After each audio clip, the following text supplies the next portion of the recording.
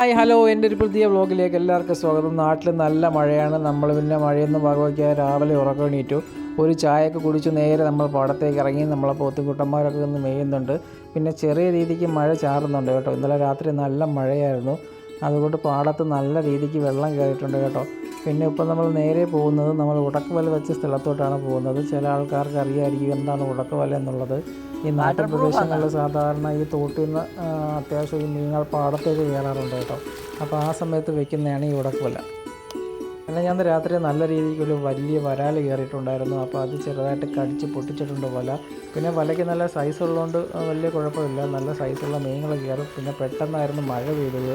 പിന്നെ ഒരു നീണ്ട വേനൽക്കാലത്തിന് ശേഷമുള്ളൊരു മഴ ആയതുകൊണ്ട് പിന്നെ ഒന്നും നോക്കിയില്ല കേട്ടോ. അവിടെ ഫുൾ നനഞ്ഞു കേട്ടോ. പിന്നെ ആ ഭാഗത്ത് ചെറിയ രീതിക്ക് മീൻ അടിക്കുന്നുണ്ട്, അപ്പോൾ അത് നോക്കാൻ വേണ്ടിയിട്ട് ഞാൻ അങ്ങോട്ട് പോയത് കേട്ടോ.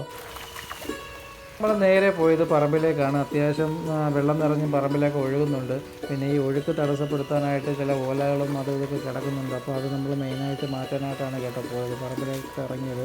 പിന്നെ പോകുന്ന വഴി കുറച്ച് നേരം നമ്മളവിടെ ഇരുന്നു. അവിടെ ചെറിയൊരു പാലം കണക്ക് നമ്മൾ കെട്ടിയിട്ടിട്ടുണ്ട്. ആ പാലത്തിൻ്റെ അവിടെ നിന്ന് കുറച്ച് നേരം നമ്മൾ മഴയൊക്കെ ആസ്വദിച്ചു. ഒന്ന് മഴ പെയ്തതോടുകൂടി നമ്മൾ തോട്ടിലുള്ള അഴുക്കുകളൊക്കെ ഒഴുകി പോയിട്ടുണ്ട്. അതാണ് ഞാൻ ഇത്ര ധൈര്യമായിട്ട് ഇരുന്ന് വെള്ളത്തിൽ കളിക്കുന്നത് കേട്ടോ.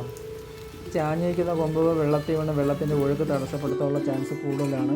പെട്ടെന്നാണ് നമ്മൾ വലയിട്ടെടുത്ത് ചെറുതായിട്ട് അനക്കം കണ്ടത്. പോയി നോക്കുമ്പോൾ ചെറിയൊരു കൂരിയാണ് കേട്ടോ, ചെറിയൊരു കൂരിയാണ് അടിച്ചേക്കുന്നത്. പിന്നെ നമ്മളത് എടുത്തില്ല, നമ്മൾ പിന്നെ അത് എടുക്കാമെന്ന് വെച്ച് നമ്മൾ തിരിച്ചു പോയി കേട്ടോ. പോകുന്ന വഴിയിൽ നല്ല രീതിക്ക് പച്ചപ്പടിച്ചിട്ടുണ്ട്, നല്ല രീതിക്ക് കാട് കയറിയിട്ടുണ്ട് കേട്ടോ. ഉണക്ക സമയത്ത് ഇത്ര ഇല്ലെങ്കിലും അത്യാവശ്യം ചെറിയ രീതിക്ക് പച്ചപ്പുണ്ട് കേട്ടോ.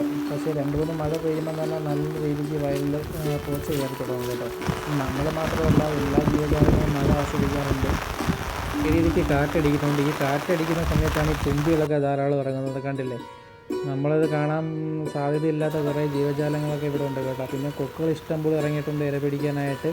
പിന്നെ അവരെയൊക്കെ ഓട്ടിച്ചു വിട്ട് നമ്മൾ നേരെ വീട്ടിലേക്ക്. അപ്പോൾ ഇനി ഒരു പുതിയ വീഡിയോയിൽ പുതിയ വിശേഷങ്ങളായിട്ട് കാണാം.